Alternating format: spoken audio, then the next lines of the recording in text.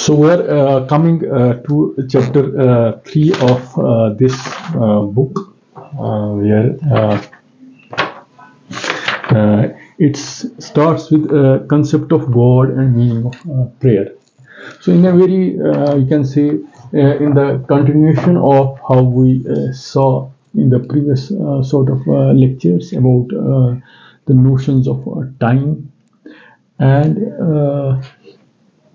notions, but in this chapter we are going to see, in the first part of this lecture, we are going to see how Iqbal basically grounds his that duration which he tried to ground previously in the ultimate reality or God. So in that sense, you can say how we conceptualize or visualize or conceptualize the existence of God in the Iqbalian sense, or in the Islamic sense, or in the general sense, the way Iqbal tries to see it across traditions, mainly monotheistic traditions. But there are 1-2 sentences where he has, for example,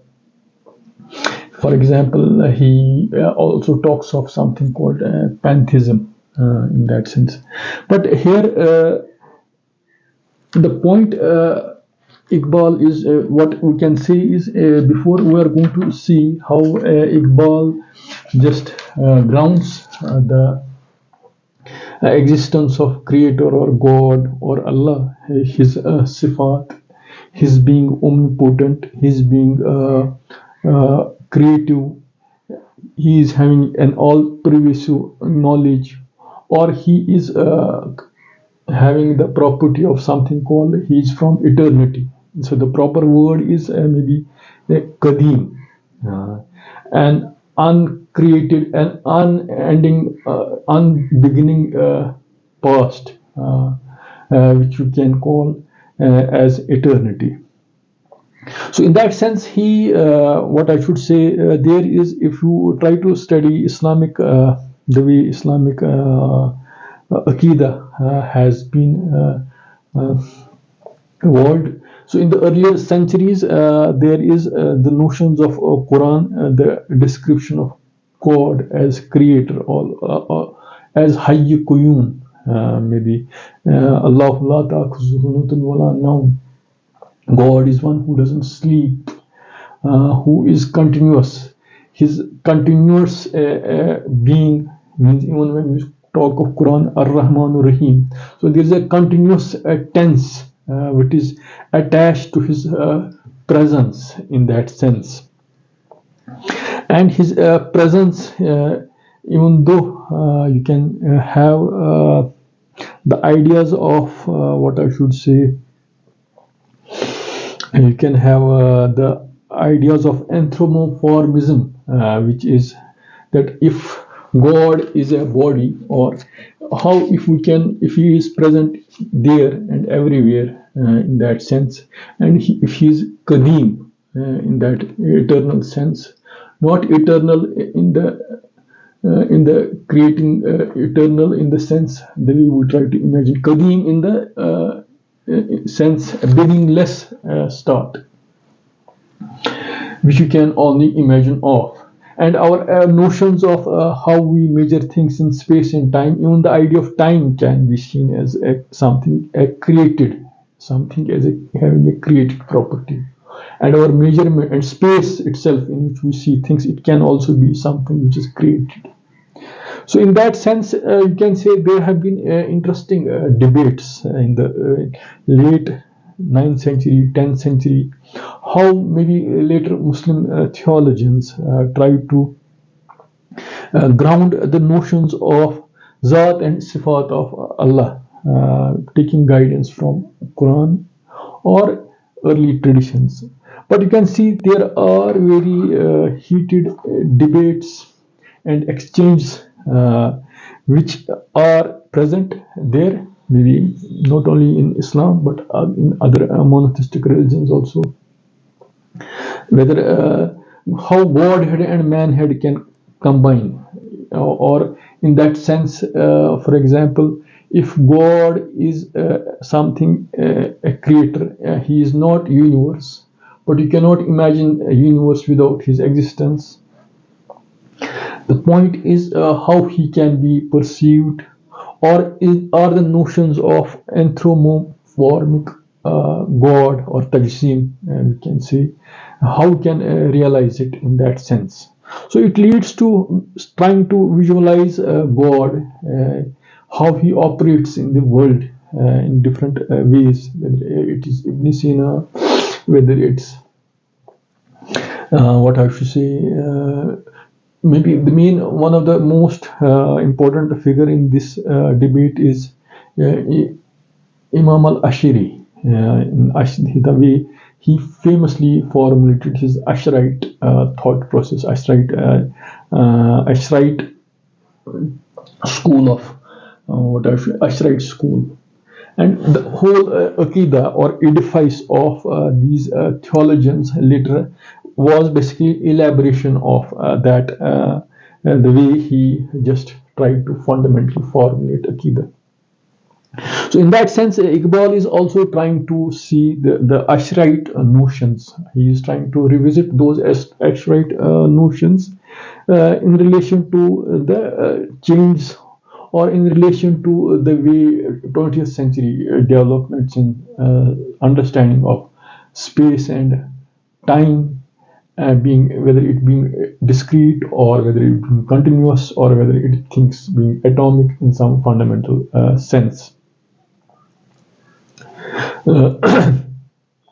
And how in this revised theology the basically the Neoplatonic and the Aristotelian elements which were part of this, how those they were Greek in some fundamental sense. They were influenced by Aristotelian way of space and time, where the notion of space or the Qadim, the existence of infinite, the past infinite, is in coterminous with the existence of the creator being Qadim. So if God is a Qadim or infinite, he is always there in infinite. So existence of space and time is in coterminous with that idea of Qadim. So here Iqbal is maybe, or here a lot of Ashairite thinkers maybe they disagreed with not only Aristotelian thinkers, maybe also its revised formulations by that of Ibn Sina and maybe Ibn Rushd also. And there are also interesting debates of Ibn Taymiyyah also. For example, if God has tajsim with the arsh, where is God located in that sense? So should we take the literal interpretations of God having God when the universe got created, and here God went into throne, He resided on the throne. So that should it be taken in a literal sense, in a figurative sense, or it is to be taken only as a symbol? A sort of symbolism is only to be attached, or literally it's to be taken care of. Maybe another person which is very equally important in this entire discourse is Imam al-Maturidi. He is one of the Central Asian theologian. So he has very much in the whole of this Muslim how people just codified this Aqidah. Basically, Aqidah, for example, in the Islamic jurisprudence, whether you have different ulums or different branches of knowledge, whether you have ulum al-Quran, you have tafsir, you have ulum al-Hadith, you have fiqh, you have mantiq, you have falsafa. But at the end of it, what was it that all of it, there was an what I should say, conscious attempt by theologians, Imam Maturidi included, and maybe Imam Ghazali's teacher, Imam Juwaini, to just put it in sort of Aqidah, something called Aqidah. And from that Aqidah, you could just derive, or you could relate all other branches of Islamic sciences in that sense. And that akida is how we can perceive Zat and Sifat of Allah Ta'ala or God. And in that context, there have been very heated exchange between Mu'tazilites and Ashra'ites. How we can perceive the Zat and Sifat of Allah in a literal sense, in a figurative sense, or in the real sense. And maybe there have been very interesting, with very, I would not say interesting, there have been episodes in history uh, where Mu'tazilites tried to develop their own theory of justice, taking that, and it created a lot of heated exchanges, and so there's a whole history to it. And Imam Maturidi being one of the figure to just see how he tried to see these different debates, the Athri debate, the Mu'tazilites, the Imam Ashari came later. So what we are going to try to do is, first we'll see the Iqbalian estimation, how he tries to appreciate or perceive the existence of God. Maybe he's primarily seeing things in the Quranic sense, and maybe he in the background of how the 20th century the debates of space and time is trying to ground those debates and trying to reformulate, or what I should say, or trying to present things in some newer light in that sense. For example, when he says, so he quotes, he famously says, so it's a Quranic verse, God is the light of heavens and the earth. His light is like a niche in which is a lamp, the lamp encased in the glass, and the glass as it were star. So you can say, so it's something like Allahu Noorus samawati wal ard. But here maybe he feels that the way people have interpreted this verse and maybe this description of God, whether it's revealed in the Iqbal says, personally, I think the description of God as light in the revealed literature of Judaism, Christianity, and Islam must now be interpreted differently. The teachings of modern physics is the velocity of light cannot be exceeded, and it is the same for all observers. The metaphor of light as applied to God, therefore, must, in view of modern knowledge, be taken to suggest absoluteness of God and not his omnipresence, which easily lends itself to pantheistic interpretation. So maybe Iqbal is also trying to see maybe that he has a certain interpretation of creator, or where the creator is not part of the universe. The universe exists. The creator exists in spite of the universe, but universe exists only in presence of a creator. But creator is not immersed; he is not the universe itself in that sense.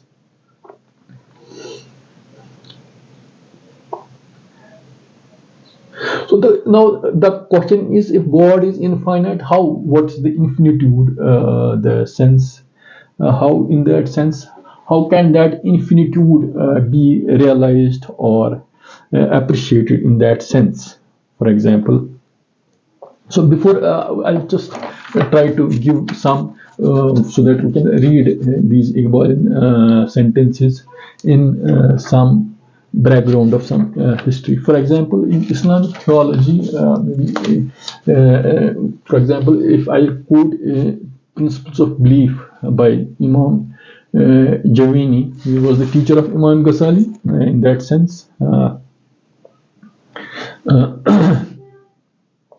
So maybe this, for example, he wanted to say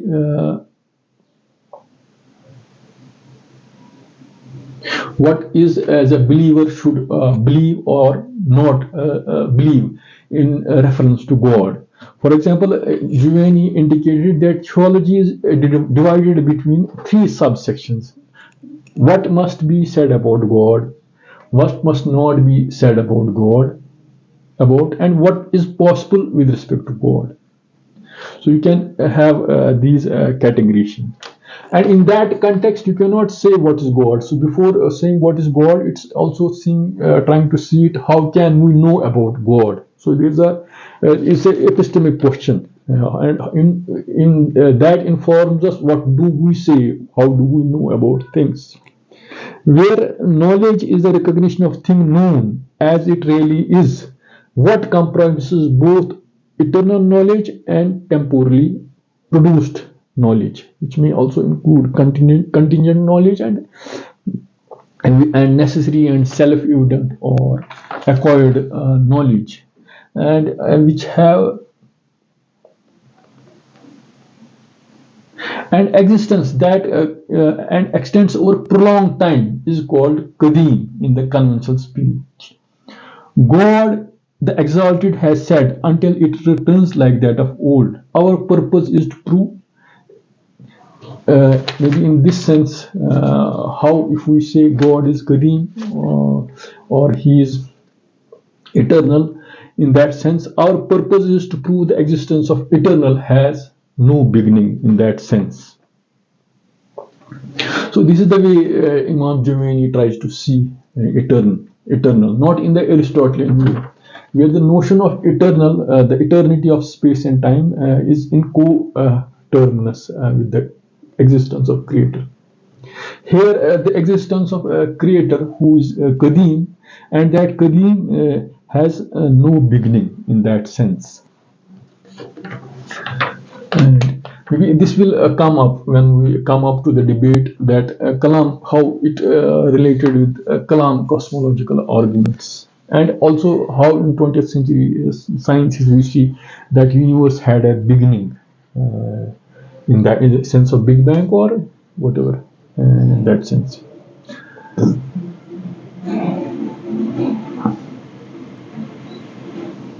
So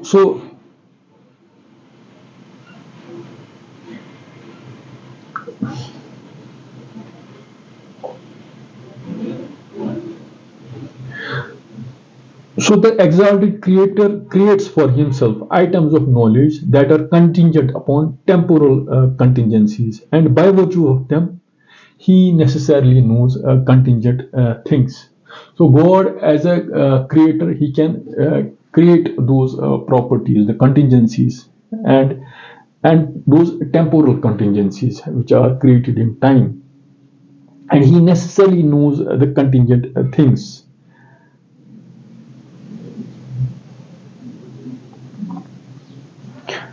He necessarily knows the contingency. So God created you, and what you make, God has power over all things.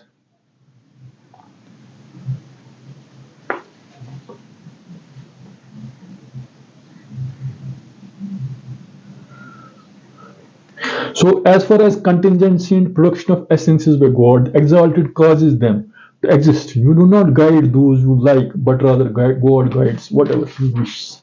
So you can say the all pervading, the all knowing, the omniscience. You can see it that way. So whoever God guides, he is rightly guided.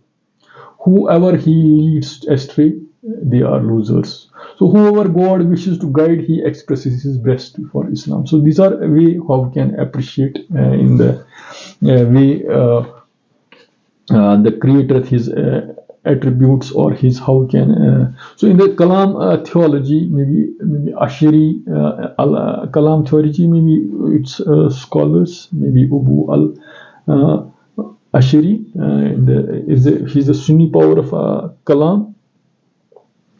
So what?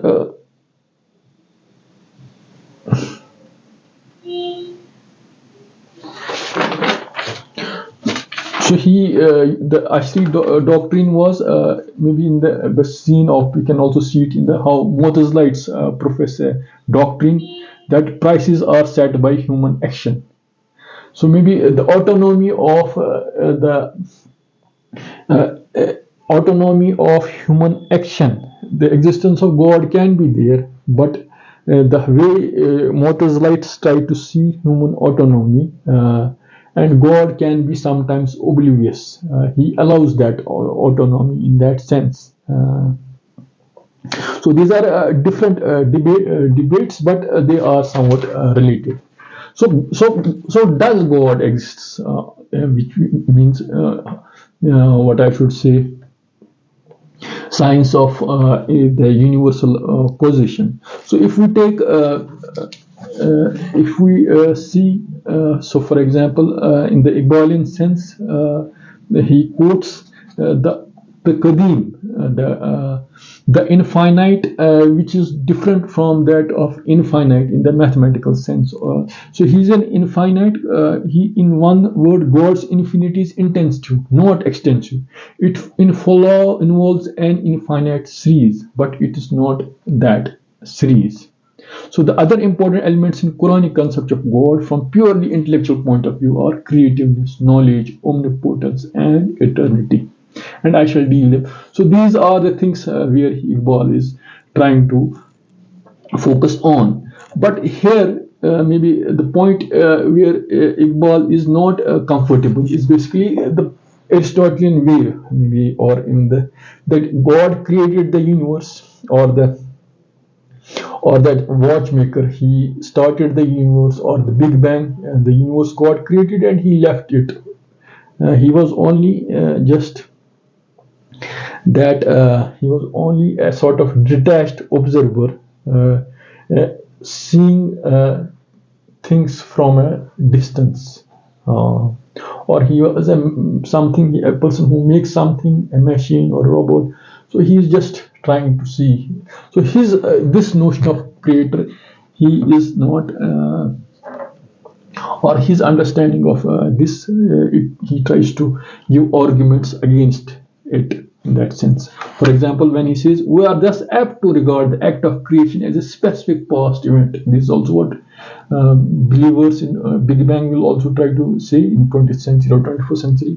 And then or universe existing ex nihilo, if you take a biblical phrase, and the universe appears to us as a manufactured article which has no organic relation to the life of its maker, and of which maker is nothing more than mere spectator. This is what I was trying to say.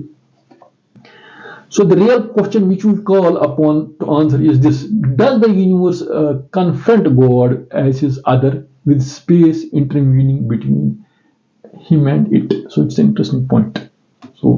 So if God, if the universe is other in that sense,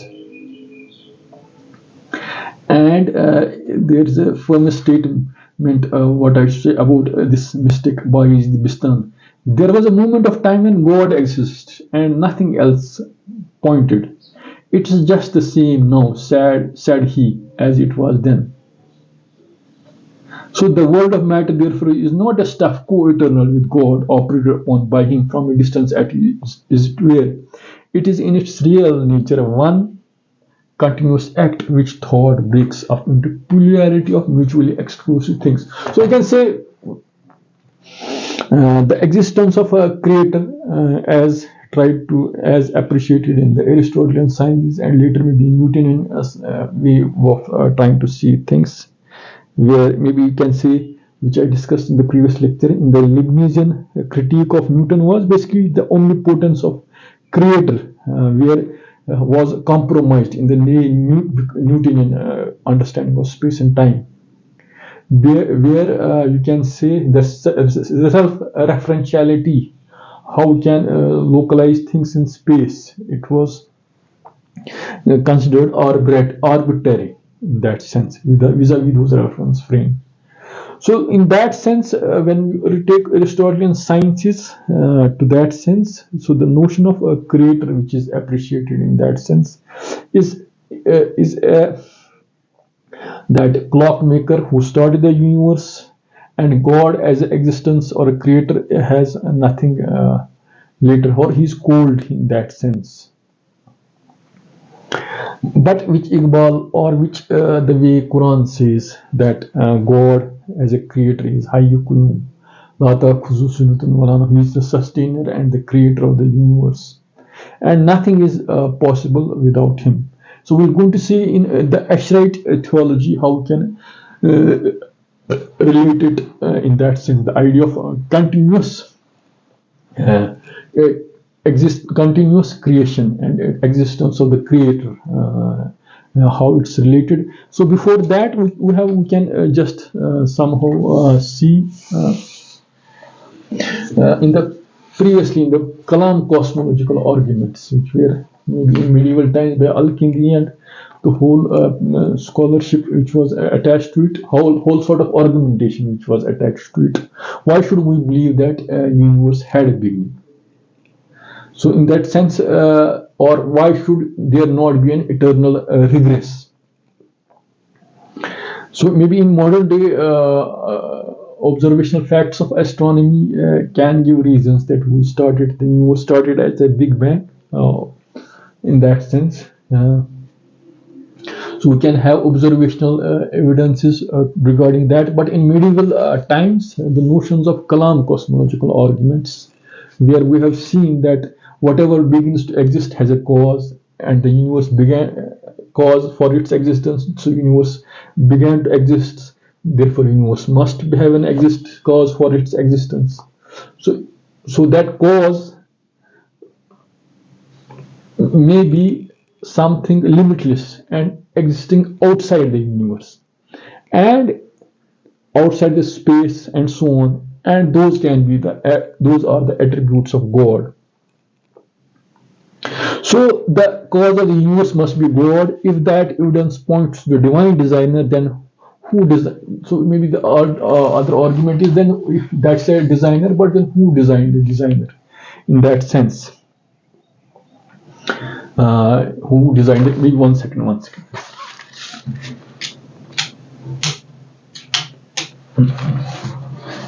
So who designed the designer in that sense?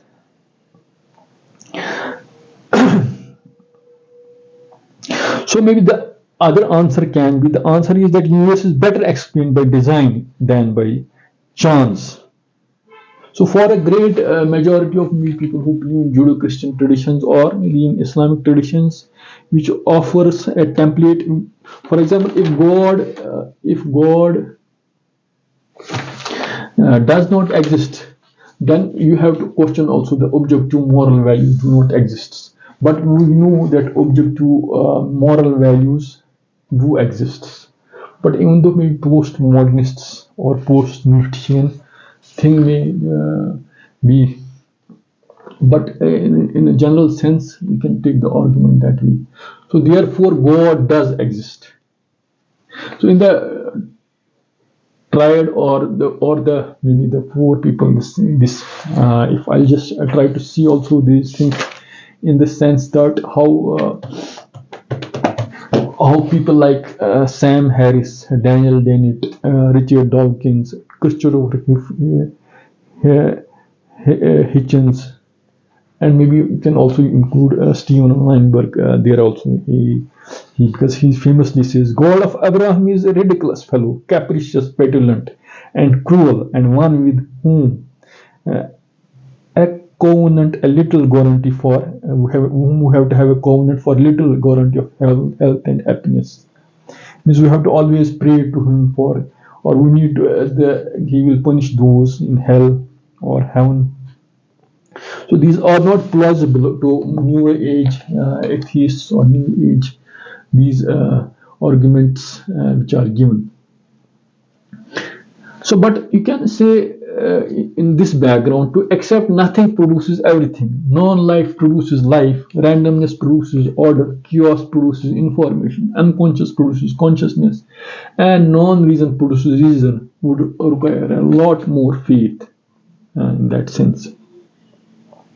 So nothing comes from nothing, nothing ever could. So God exists whether or not people choose to believe in Him. Our belief in things does not affect whether they actually exist in that sense. So you can see, you can read these passages of Iqbal trying to defend his the traditional, the Quranic God in that sense. So maybe there are maybe further. I just there are some. There's a book written by this Ramon Harvey on Maturidi, a good book. So I'll just take some things from him. So maybe about this Maturidi theology, which is very much interesting. Which is very much how we can just locate the notions of creator in that sense, his zat and sifat, his notions of tanseem or anthropomorphism, how we can see it in that sense in the Maturidi Kalam tradition, what I should say. Which is basically a known, for example, in 20th century also we have foundationalists and non-foundationalists in that sense. So you can say, if we can say that Maturidi tradition is a non-foundationist position in Kalam tradition, which shares a common intellectual history from Platonic, Neoplatonic, Aristotelian thought in that sense. So religious beliefs could be, so you can say in that sense the notions of God or creator, how the Platonic and Aristotelian elements and the Quranic notions, how somehow they were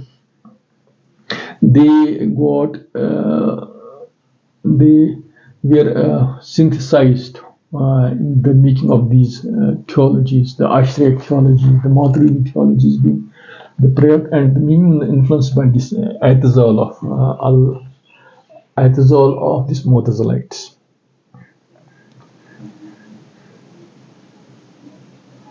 So the kernel of Maturidi theology or epistemology is that path to reach knowledge or reality of things is perception, which is called ayan, reports, akhbar, and inquiry, nazar. In that sense. So God belongs to the truth. Human inquiry, nazar, is the inception of Maturidi epistemological systems. So late antiquity maybe furnished a familiarity with a series of philosophical binaries accommodated particularly in Islamic expressions of substance, accident, eternity, and creation, and spiritual descent into material world and ascending return. And maybe in the sense that if all reason is grounded in tradition, then all tradition is grounded in reason. So Al-Maturidi denies that there can be a complete match between manifest and the revealed in the analogical reference, which naturalistic world seems to accord with classical. So we can, if we want to take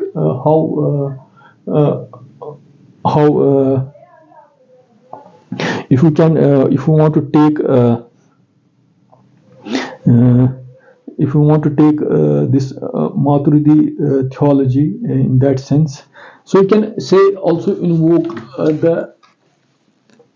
if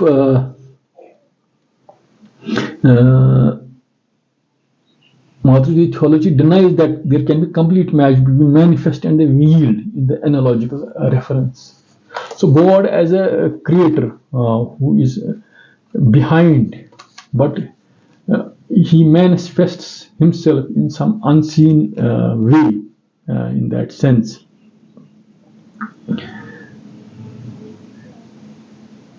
So we cannot just bridge the chasm in the Maturidian way, and in that sense you can save the day for the people who want to appreciate a creator, if in the sense of his omnipresence or omnipotence, which cannot be perceived in some sensate or empirical way.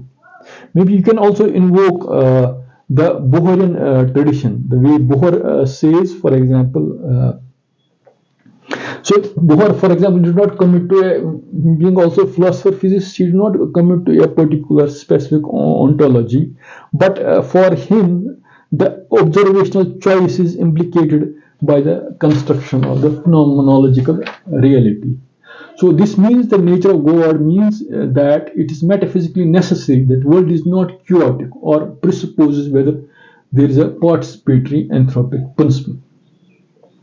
So the observer is essential to the creation of the universe, and universe as the universe is for the creation of the universe. So both are lazim and malzum. They are both are dependent upon each other for them in that sense.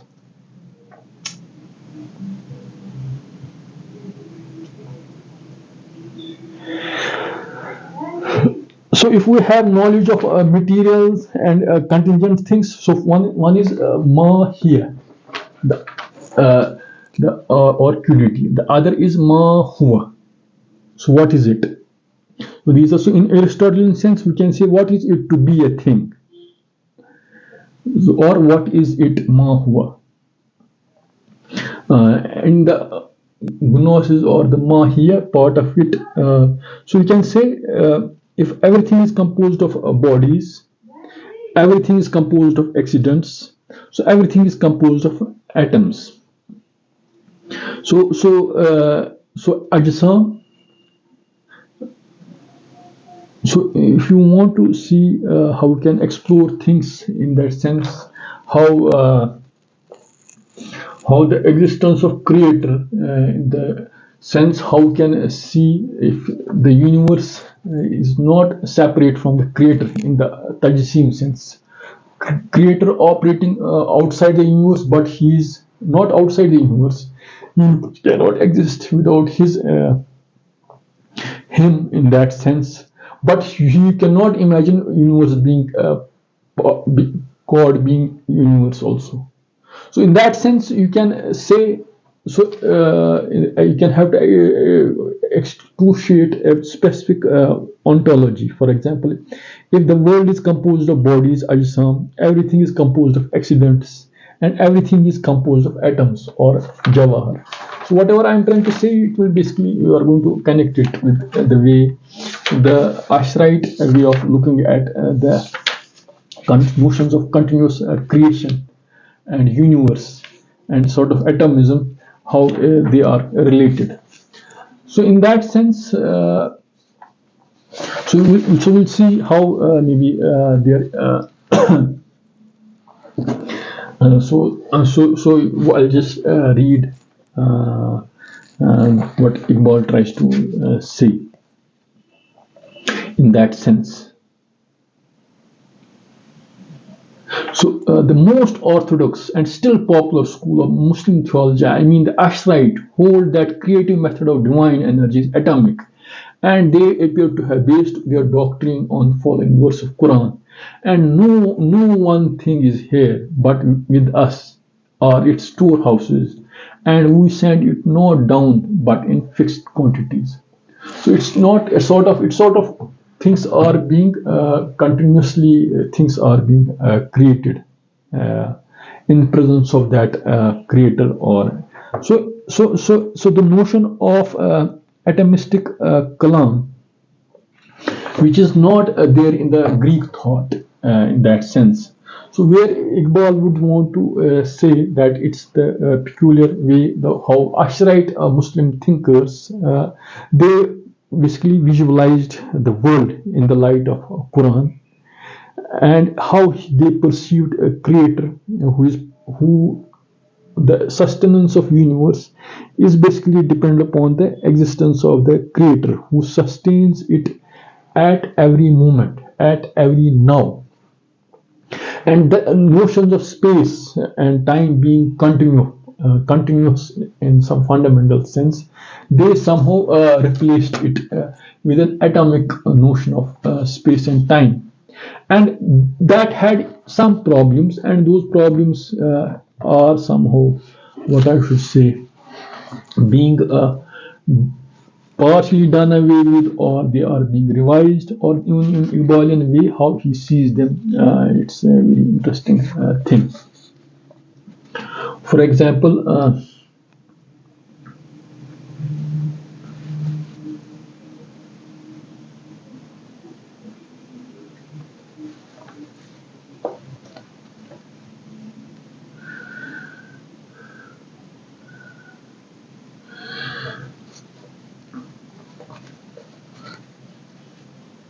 So the key in so you can say uh,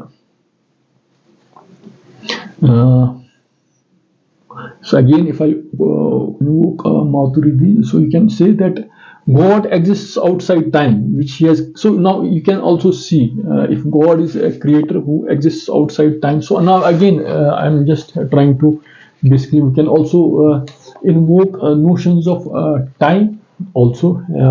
If time is a property which is not there eternally, it has been created. So in that time, the universe also got created, not ex nihilo, it got created. And time also as a property got created.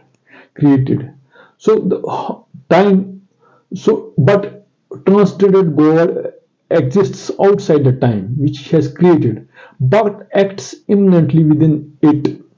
So the concept of God, Kadim, eternal, is mainstream of Ashairite Neoplatonic background to the early Kalam enterprise.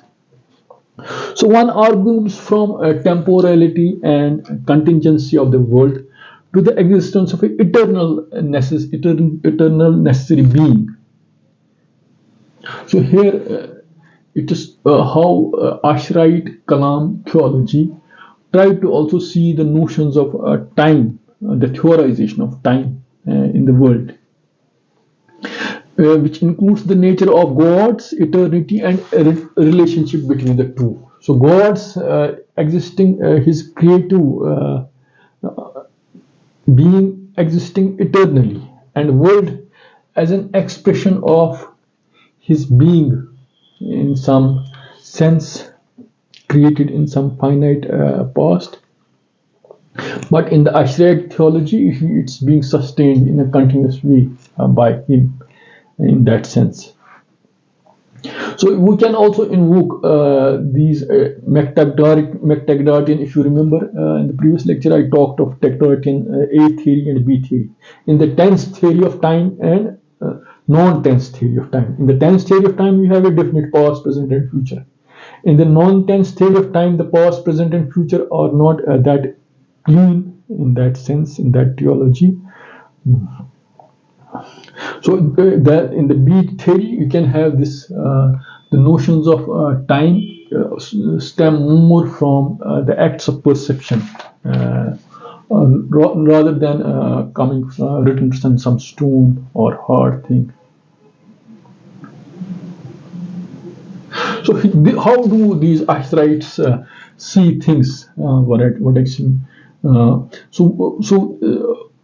So maybe Al-Maturidi also adopts it. Maybe Ashraite might have things from in some crystallite sense. For example, Maturidi adopts a bundle theory in which every substance, yani jawahar, is in a sense created body. Jism is formed, characterized by accidents and absence of atomism. A concept of nature, tabi, as the accidents that compose any body which have specific dispositions to act, or in more general terms, like nature dominated any given substance. So in contemporary philosophy, cosmological argument, Kalam cosmological argument argues the basics of contingent things began to exist. And the Leibnizian cosmological argument, writing principles of sufficient reason, the impossibility of contingent things being generated. And the Thomist, this is another cosmological arguments, where the idea of infinite regress is not possible in that sense.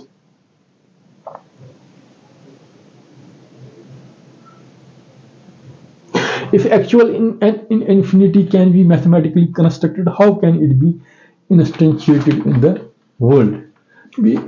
There are debates like that of maybe Brouwer's construction of we also talked previously about the actual infinite and potential infinite. So actual infinite was not there in that in the Aristotelian or in the way mathematicians constructed it. They thought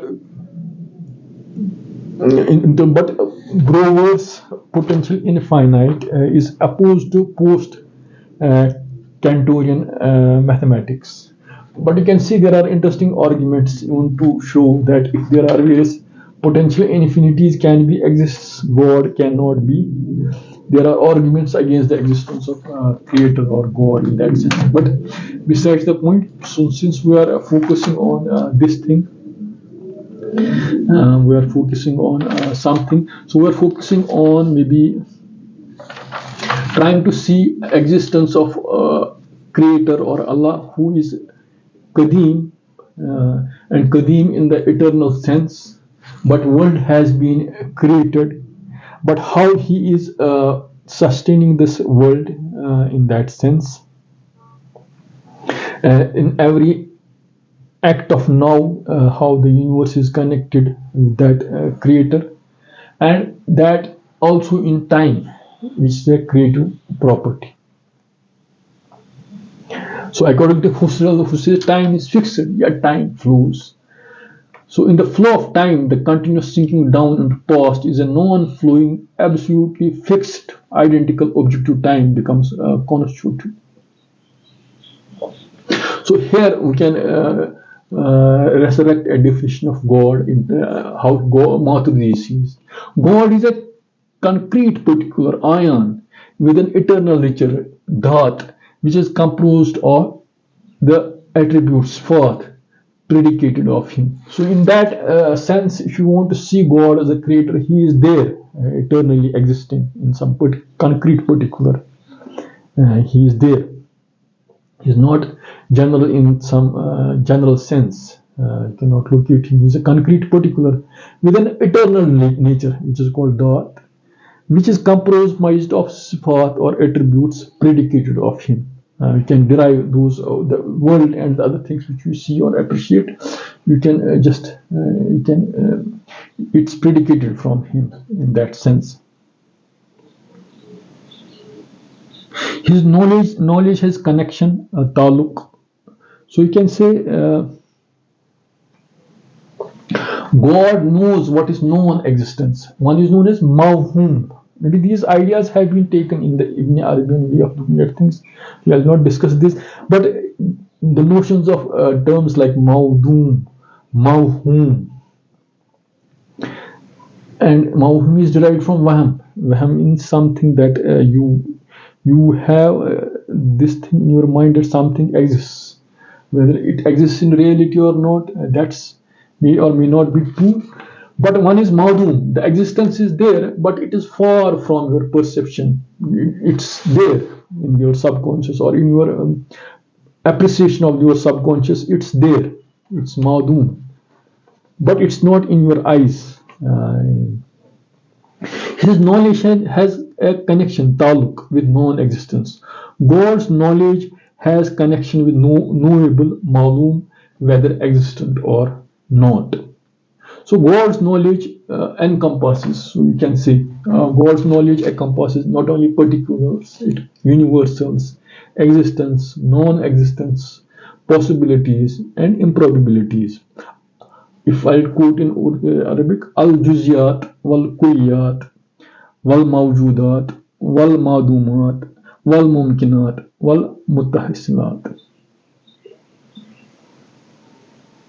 So maybe Alvin Plantinga says that belief in God is central, whether it's in Judaism, Christianity, or whether it's in Islam. So if people say there is a God-shaped hole in human consciousness, means that if you are thirsty, there is something called water which should satisfy your thirst. This is a non-cosmo. These arguments, also arguments from psychology, which maybe I'll just relate how Iqbal also tries to see them at the end of it, how he takes a psychological view. Before that, maybe so here.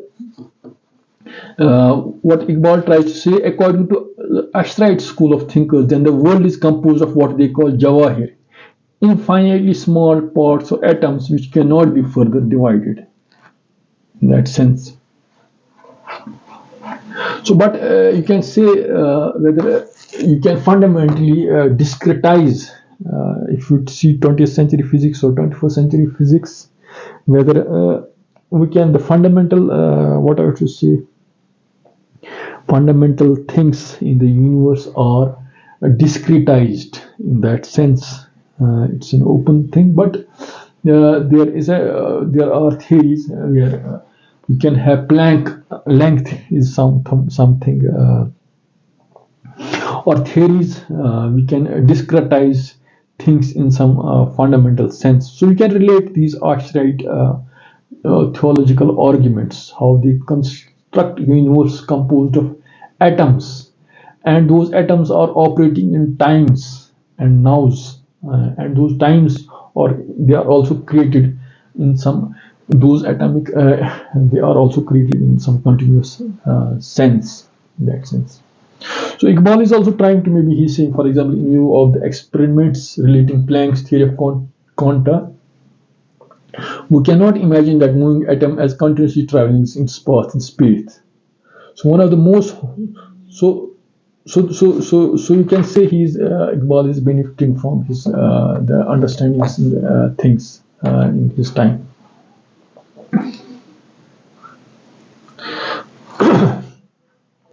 So the moot point which he's trying to say, which Iqbal, which I'll read, which he's trying to come up, is what Iqbal says is that I regard Ashrite thought on this point as a genuine effort to develop on the basis of an ultimate will or energy a theory of creation which will, with all its shortcomings, is far more true to the spirit of Quran than Aristotelian ideas of fixed universe. So his time, and again in the first chapter also you see he is saying that the spirit of Quran is anti-classical. And even though 20th century physics or developments in quantum theory have tried to see the things, we have really to come up to that thing. Even the lot of attempts to just question the anti-classicality, the classicality in that sense. So you can say that there are apologetic quantum theorists who work in philosophy of science. They don't want to do away with these classical Aristotelian or deterministic notions of which come from this thought process. So the duty of future theologians of Islam is to reconstruct this purely speculative theory, to bring it closer in contact with modern science, which appears to be moving in the same direction. This is what I was trying to say. So now this is a very important point which I want to connect. I said it. So it is my belief that Ashairite view that nafs is an accident is opposed to real time in the theory. It's obvious that motion is inconceivable without time, and since time comes from psychic life, the latter is more fundamental than motion. So if you see in the previous lecture, we talked of how Bergsonian time and the Iqbalian time. In the Iqbalian time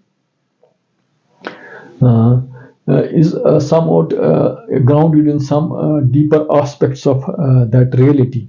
But that reality is being appreciated by your inner self, and that inner self appreciates time in that sense. But that the psychology of it, how human self perceives, for Iqbal, it's of a greater value or higher in that sense. So no cycle life, no time, no motion. Thus, it is really what the Ashrates call accident, which is responsible for the continuity of atom as such. So you can say, you can also have these arguments, means how human perception. For example, if you have a need for water, means water is there. If you are thirsty, water should quench your thirst. Or why should we have gold-shaped vacuum in our hearts and minds unless it's meant to be filled? So religion is a recognition that all things are manifestation of our power, which transcends our knowledge. This is Spencer.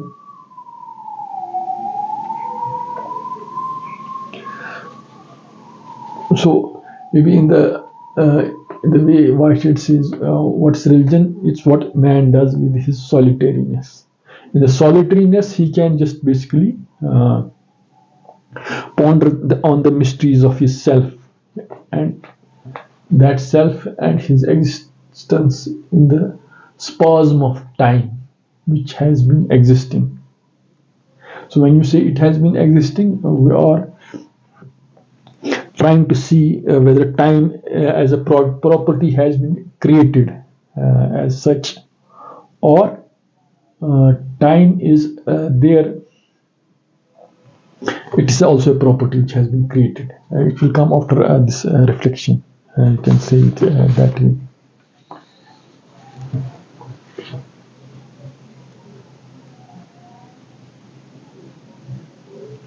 So apart from whether religion, appreciation of a religion is a defense against maybe threatening aspects of nature like earthquake, flood, storm, uncertainty, disease, or death.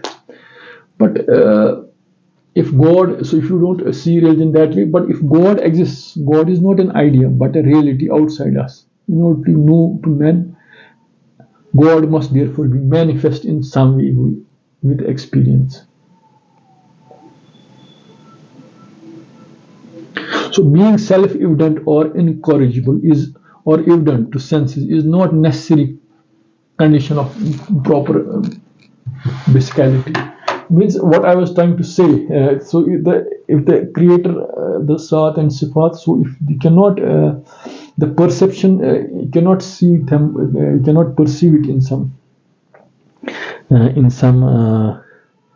sense, in some, if you cannot perceive in some that the sense of tajsim, in the sense of the way we see materiality of things. If you cannot see it, it doesn't mean God cannot be perceived. God is a particular ion which is there, and from that you can predicate the properties of this world, which is existing in time, and time itself is a created property. But here another point is that how Iqbal perceives time and space. For example, in fact, the Ashairites vaguely anticipated the modern notion of point instant, but they failed rightly to see the nature of mutual relationship between point and instant. The instant is more fundamental of the two, but the point is inseparable from the instant as being necessary mode of its manifestation. The point is not a thing, it's only a sort of looking at the instant.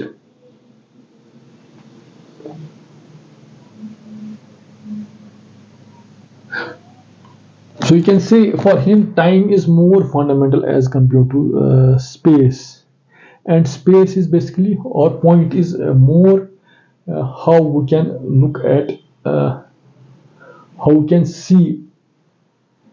For example, point is not a thing, it's only a sort of looking at the instant. So our perception in time creates space, our idea of space in that sense. So idea of time is more important in that sense, because we observe things in time. So in that sense you can see point, space, and time. You can also relate it with the way we try to see space time in that sense previously also. The question is whether space is time or time is space, or whether these two terms are, you can say. But you can see here, time is more fundamental. The way of looking at point and in a given instant gives a point in space. So this is a very interesting point here. He just ends. So let me summarize what we try to just appreciate in today's lecture. In today's lecture, we try to see